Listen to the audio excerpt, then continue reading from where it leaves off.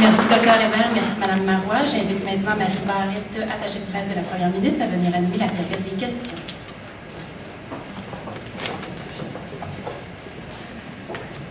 Alors,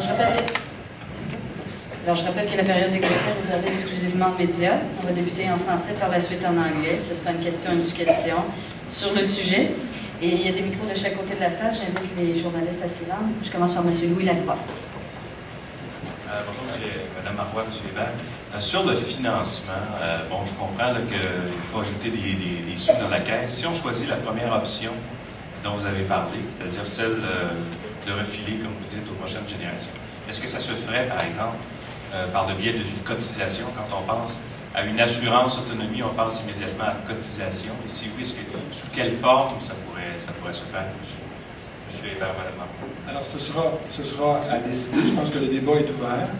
Je pense que jusqu'à maintenant, dans nos régimes d'assurance santé, d'assurance médicaments, on n'utilise pas de cotisation. Hein, c'est l'impôt qui est la base du financement de ces divers programmes d'assurance. Je pense que l'assurance autonomie, jusqu'en 2017 et 2018, c'est l'impôt et ça continuera probablement à être l'impôt, à moins qu'un gouvernement subséquent en décide du contraire.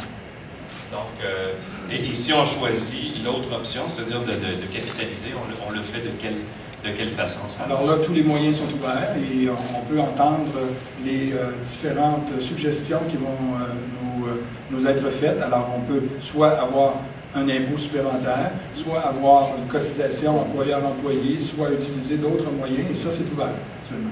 Mais ce que je comprends, c'est que, de toute façon, il faut s'attendre à terme à ce que le payeur, le contribuable, soit appelé à contribuer davantage pour... Vous savez, le vieillissement de la population est implacable et les besoins des services à long terme vont augmenter au cours des 30 prochaines années. Ça, c'est la démographie qui nous le dit. Et donc, il va en coûter plus cher à l'État. L'assurance autonomie permet de contrôler cette augmentation de coûts. Comme vous l'avez vu, on réduit de 1,5 milliard à terme pour les 15 prochaines années avec l'assurance autonomie, mais il y a quand même 1,3 milliard de manque à gagner à partir de 2017-2018. Et là, le débat est ouvert. Est-ce qu'on prévoit ça dès maintenant ou est-ce qu'en cours de route, les gouvernements devront allonger les sommes nécessaires? Merci, M. Lacroix. Denis Lessard. Oui, Dr. Hébert, une des valeurs de votre réforme, c'est on va assurer la liberté de choix aux gens de rester à la maison ou d'aller à l'institution. Je pense que la Caisse alimente aussi à partir de crédits d'impôt. Je pense qu'il y en a pour 600 millions, que les gens n'auront plus, ne disposeront plus de cet argent-là. Donc, il y a moins de latitude pour ces contribuables-là âgés. Non, d'abord, les crédits d'impôt, ce n'est pas tous les crédits d'impôt qui sont concernés. Crédit d'impôt pour aidants naturels, ce n'est pas touché par l'assurance autonomie. Le seul crédit d'impôt qui fait un chevauchement, c'est celui pour maintien à domicile. Et ce que nous évoquons dans le livre blanc, c'est deux options. Ou on intègre le crédit d'impôt pour maintien à domicile dans la caisse autonomie, ou encore on le laisse et on en tient compte lorsqu'on détermine l'allocation de la personne pour pas qu'il y ait un double financement. Alors, les deux choix sont proposés dans le livre blanc et les consultations nous éclaireront sur la sagesse qu'on doit avoir par rapport au crédit d'impôt. On a deux choix, une caisse liée par l'impôt ou une caisse avec des cotisations distinctes. Dans les deux cas, je me dis que vous avez des simulations. Vous savez quel est l'objectif, c'est 1,3 milliard. Qu'est-ce que ça veut dire en termes d'augmentation d'impôts pour les contribuables dans 5 ans, disons? On sait exactement, c'est entre 100 et 150 millions par année à partir de 2017-2018. Alors, c'est ça qui doit être financé, soit par une augmentation de l'impôt à ce moment-là, ou par des choix que le gouvernement fera de financer ce 150-200 millions-là plutôt qu'autre chose. Alors, c'est des choix que les gouvernements subséquents auront à faire, ou bien on a le choix d'être prévoyant et de dès maintenant avoir une provision que nous mettons en place pour ce futur et pour éviter que ce soit les prochaines générations qui aient à payer pour notre perte d'autonomie. Merci, M. Lessard. David Gentile. Vous avez essayé, Monsieur le ministre, de nous expliquer comment les gens auraient accès à ce bassin-là de service. Je ne sais pas si vous pouvez réessayer. Quelqu'un qui est chez lui, là, qui a 59 ans, qui se dit « En quoi ça change, moi, mon accès au service, cette présumée caisse-là? » OK. Alors, je vais essayer, David. D'une part, lorsque Mme Tremblay, qui est venue chez eux, qui a 80 ans, puis qui a une perte d'autonomie, a fait appel au réseau actuellement, il y a un intervenant qui vient l'évaluer. On appelle ça un gestionnaire de cas dans le jargon. C'est une infirmière, un travailleur social, qui évalue ses besoins. Actuellement, ce qui se passe, c'est qu'elle va avoir les soins à domicile que peut lui donner le C3S. Mais il n'y a pas de standardisation du niveau de soins à domicile. Chaque établissement a ses règles et je pense qu'on a jusqu'à maintenant eu des indications qui montraient qu'il y avait des problèmes d'équité dans les régions du Québec. Alors, ce que ça change, c'est qu'une fois l'évaluation faite, cette évaluation-là va conditionner une enveloppe budgétaire, une allocation de soutien à l'autonomie, qui, elle, va pouvoir être utilisée par la personne et sa famille pour recevoir les services. Et là, la personne va avoir le choix. Est-ce que vous prenez l'enveloppe pour aller en CHSLD ou bien pour vivre chez vous? Les gens, d'habitude, ce qu'ils font, c'est qu'ils décident de rester chez eux. Et là, cette enveloppe-là va servir à financer le C3S pour ses services de soutien à domicile, les entreprises d'économie sociale, les organismes communautaires ou la résidence privée d'hébergement où habite Mme Tremblay. Alors, cette enveloppe-là va permettre à la résidence privée d'hébergement de pouvoir donner des services dans un contexte et dans des normes qui sont établies par le public, mais pour lesquelles il y a une dispensation privée. La petite loi me dit que les partis d'opposition vont parler de nouvelles mégastructures, je ne vais pas compliquer les choses. Alors, avez-vous entendu parler d'une infrastructure? Nous avons actuellement les C3S. Nous avons, dans le réseau intégré, déjà les gestionnaires de cas, ils sont en poste, ils sont là. L'implantation est à 65% actuellement. Cette année, nous avons même mis un budget spécifique pour que dans toutes les régions du Québec, le réseau intégré de services et les gestionnaires de cas soient en place. La Régie d'assurance maladie, qui gère déjà le programme d'exonération financière pour l'aide domestique, le fait déjà. Et on va confier à la Régie d'assurance maladie le rôle de gérer l'allocation d'autonomie. Alors, il n'y a pas de nouvelle structure. On utilise des structures existantes et je pense que ça va permettre d'avoir une organisation efficiente. Merci, Régis Caron.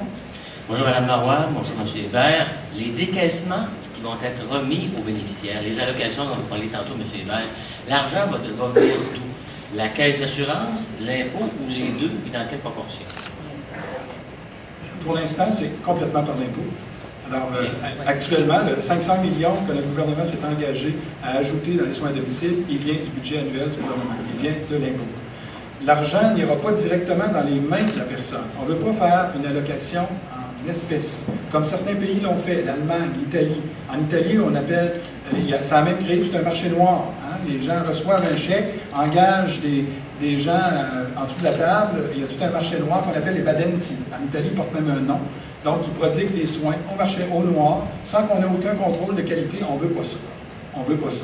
On veut que ce soit des entreprises d'économie sociale, des organismes communautaires, des entreprises même privées, qui, par contrat avec l'État. Et quand on a un contrat avec l'État, on est capable de s'assurer que la qualité est au rendez-vous, de pouvoir avoir des normes, des standards de formation des gens et de s'assurer également que les soins sont effectivement dispensés.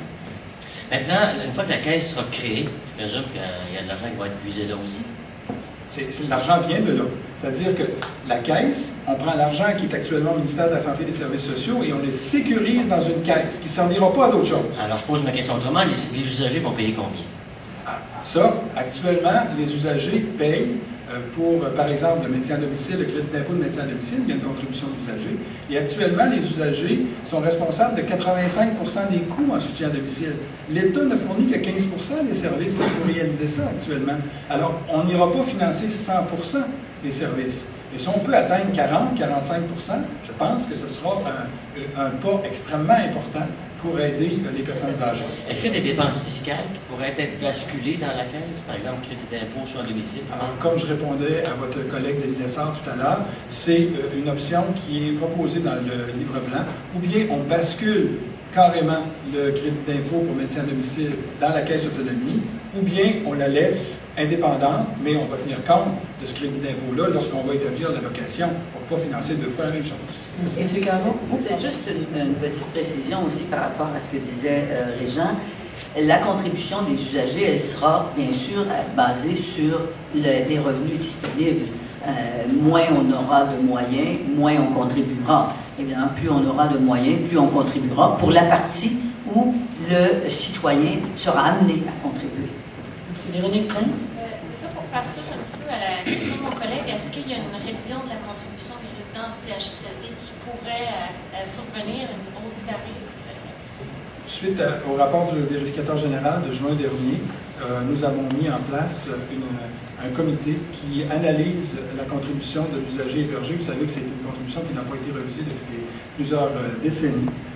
Et le vérificateur général soulignait que le Québec est la province où la contribution est la plus faible et où cette contribution-là n'est pas vraiment ajustée aux revenus de la personne, de sorte que les gens avec de hauts niveaux de revenus paient une contribution qui ne couvre même pas le gîte et le couvert dans les centres d'hébergement. Alors, il y a un comité qui est en train de réfléchir là-dessus.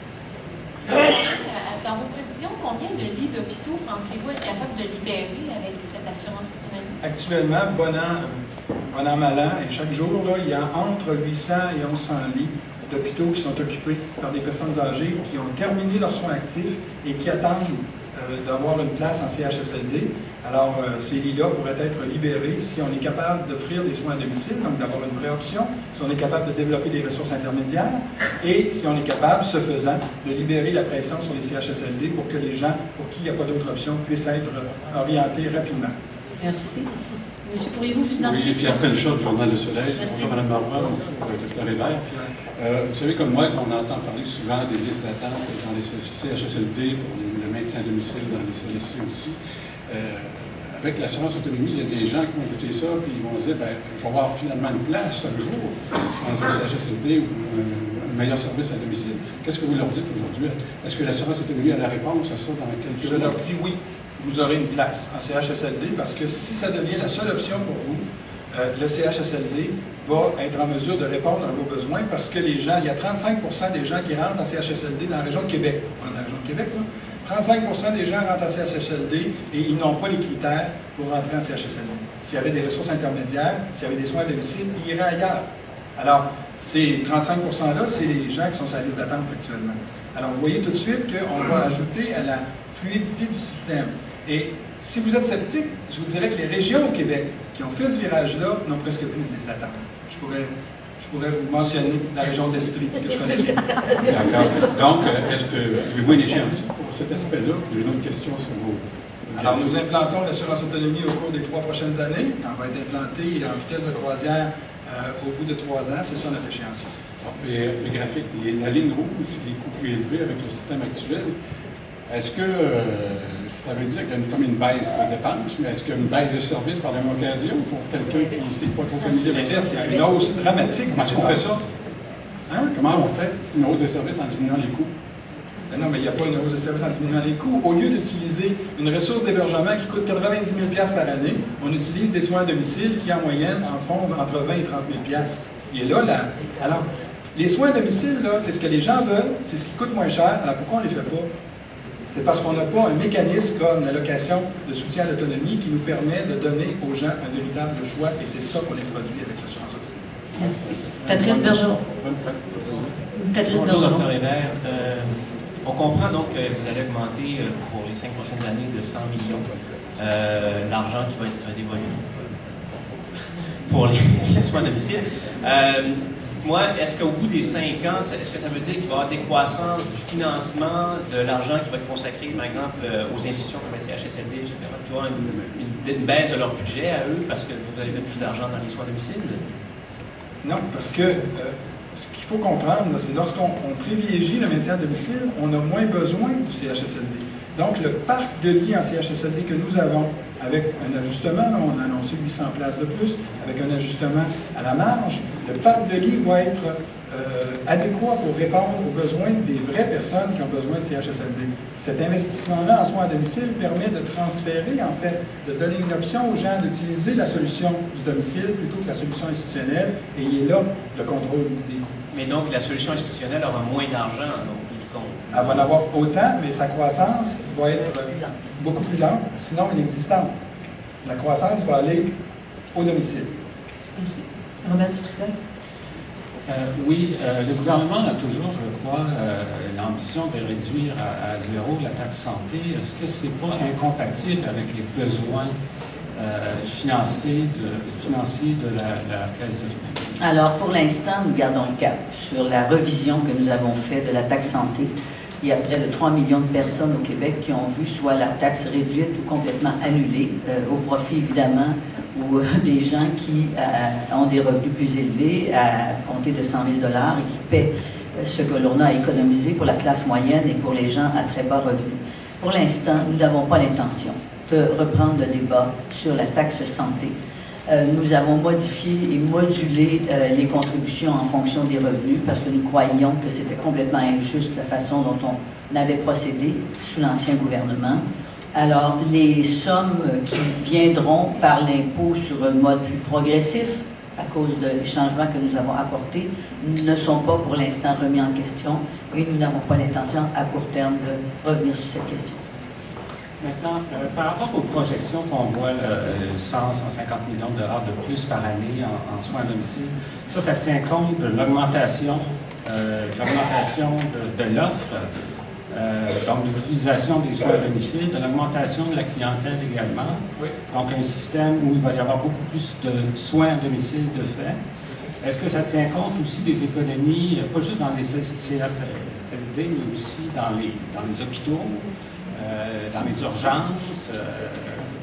Non, ça ne tient pas compte de ça. Alors, c'est sûr que si demain matin, on a 1000 lits d'hôpitaux de plus, on ne les fermera pas, ces lits-là, on va les utiliser. Là, il n'y a pas une économie, il y a une optimisation, une meilleure efficience du réseau. Ça ne tient pas compte non plus des gens qui attendent. Alors, c'est sûr que des gens en perte d'autonomie, qui sont sur une civière à l'urgence, qui attendent plus de 24 heures, ils ont moins de chances de se réadapter. Et ça ne tient pas compte de ça. Ça ne tient pas compte non plus du fait qu'on va garder les femmes sur le marché du travail plutôt que les obliger à devenir des proches aidantes, comme c'est le cas actuellement. Ça, il y a une étude canadienne qui montre que pour le Québec, c'est 100 millions de dollars par année qu'on perd parce qu'on retire des femmes du marché du travail pour qu'elles deviennent proches aidantes. Ça va être renversé par une mesure d'assurance autonomie. Sur le privé, maintenant, la présence du privé. Vous avez parlé des résidences privées où on a des services aux personnes en perte d'autonomie qui sont payées par les personnes.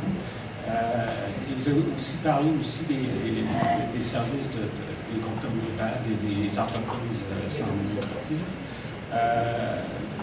Est-ce qu'il va y avoir justement deux niveaux de services, deux qualités de services? Parce qu'on sait que les services dans les résidences privées à l'heure actuelle coûtent très cher. Et ils sont généralement adéquats, de bonne qualité, mais ils sont quand même très chers. Alors, ça va permettre d'avoir une équité et de s'assurer que les services, que ce soit dans le privé lucratif, dans le privé non lucratif ou dans le mouvement communautaire, respectent les mêmes standards de qualité en termes de formation du personnel et en termes de tarification. Alors, c'est ça que je dis, retrouver une gestion publique du réseau des services de soins de longue durée. C'est ce que j'entends par retrouver une gestion publique.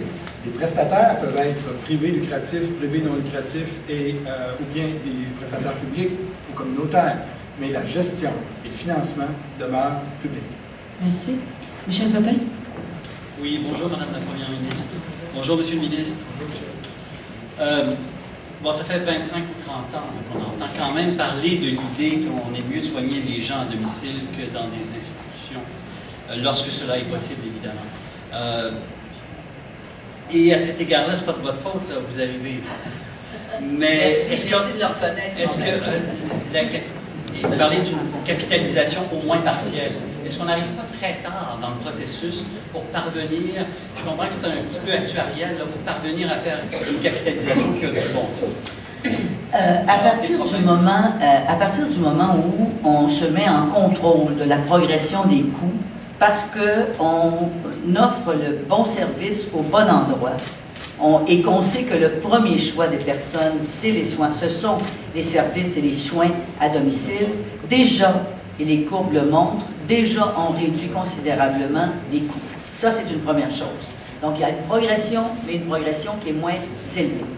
Maintenant, est-ce qu'on capitalise? Et ici, on ne capitalise pas. Quelle est la hauteur de la contribution que le gouvernement devra verser en allant chercher les impôts? Alors, c'est de l'ordre de 150 à 200 millions par année à partir de 2018. C'est bien ça, Régent? Et sinon, imaginons qu'on capitalisait, ou en partie ou complètement. J'imagine que ça fait peut-être plus en partie parce que ça devienne des sommes assez importantes. On pourrait commencer assez tôt dans le processus, dans 1 an, 2 ans, une fois qu'on aura campé ce qu'on retient comme projet. Et évidemment, si on veut qu'il y ait une justice intergénérationnelle, une équité intergénérationnelle, on pourrait commencer à partir de l'âge, par exemple, de 50 ans à contribuer, de telle sorte que ceux qui en bénéficieront seraient les premiers contributeurs. D'accord. Oui, oui. Ça fait depuis 82, moi, que j'en parle. Mes premiers écrits datent de 82. Mais quand on regarde ce qui s'est passé dans les autres pays, les Pays-Bas ont une assurance autonomie depuis 1968. Ils l'ont mis en place au moment où il y avait moins de pourcentage de personnes âgées que nous. Et ils ne l'ont pas capitalisé. Alors, quand on me dit, est-ce qu'il n'est pas trop tard, pour tous les pays qui l'ont implanté, nous, ils l'ont toujours implanté avant d'avoir 16% de personnes âgées comme nous, et ils n'ont pas été prévoyants. On a, par contre, l'opportunité peut-être d'apprendre de ce qu'ont fait les autres et de ne pas refaire les mêmes erreurs. Et c'est le choix que je propose aux Québécois. Pouvons-nous capitaliser pour prévoir le futur au lieu de payer au fur et à mesure? Évidemment, là, c'est simplement un point technique. Si c'est 100-150 millions par année qu'il faut ajouter, si on veut capitaliser en partie, évidemment, c'est plus que ça. Hein, oui, absolument. Si on veut vivre les intérêts, oui. On se comprend bien. De combien à peu près, me demanderait Ça dépend du capital qu'on veut utiliser et comment on veut utiliser les intérêts. Mais même la Régie des rentes n'est pas capitalisée complètement. Elle ne l'est pas. J'ai une question médicale. Ah, ben alors, ça, c'est sûr. Monsieur Hébert. Non, consultation personnelle. Non, parce que le vieillissement de la population et les maladies chroniques qui l'accompagnent justifient cette assurance autonomie, si je vous cite bien, M. Hébert. Dans cette pandémie de maladies chroniques, on parle beaucoup Alzheimer et autres démences. Dans la réalité, là, si je vais très concrètement, quelqu'un qui est actuellement qui a l'Alzheimer, quelque chose qui est diagnostiqué comme tel ou une démence quelconque, finalement on se retrouve dans un CHSLD. Ça change pas beaucoup. Dans le sens, il peut y avoir des services de soins à domicile, mais ils ne sont pas particulièrement encouragés actuellement dans certaines régions. Oui, mais ce que vous oubliez, c'est que le domicile, ce n'est pas nécessairement le bungalow de banlieue. Là. Le domicile, ça peut être une résidence collective. Ça peut être une coopérative d'habitation, ça peut être une résidence privée d'hébergement, ça peut être une résidence comme Carpe Diem à Trois-Rivières, une ressource intermédiaire qui accueille des gens avec des troubles cognitifs. L'assurance autonomie va permettre de financer les services, peu importe où la personne a choisi de vivre. Et ce choix de vie-là, pour bien des gens, après 70 ans, même s'ils sont en forme, ils vont décider d'aller vivre dans une résidence pour personnes âgées, qui vont décider d'aller vivre dans un condo, une résidence collective. C'est le choix des gens, et c'est ce choix-là qu'on veut redonner aux gens, et les accompagner dans la perte d'autonomie éventuelle avec des services qu'on va prodiguer là où ils ont choisi de vivre. Et c'est ça le virage qu'on veut faire. Mais les institutions demeurent dans un certain nombre de cas. Oui, les institutions demeurent. Vous savez, au Danemark, que j'ai évoqué tout à l'heure, 73% du budget va à domicile. Lorsque je suis allé, je leur ai demandé de visiter les CHSLD. Bien, il n'y en a pas. Parce qu'il y a des résidences d'hébergement, des résidences où il y a des résidences collectives, et où les soins, même les soins très lourds, sont prodigués aux personnes. Et donc, eux, ils ont commencé en 73, leur réforme. Donc, ça fait longtemps. Mais il y a quand même eu un virage important. Et une philosophie différente. Nous, on a une philosophie très hospitalière. Hein? On offre aux gens une solution hospitalière dans le modèle hospitalier traditionnel du 19e siècle, je dirais. Et il faut sortir de ça. Il faut avoir une philosophie communautaire. Et c'est ce que l'assurance autonomie va nous permettre de faire.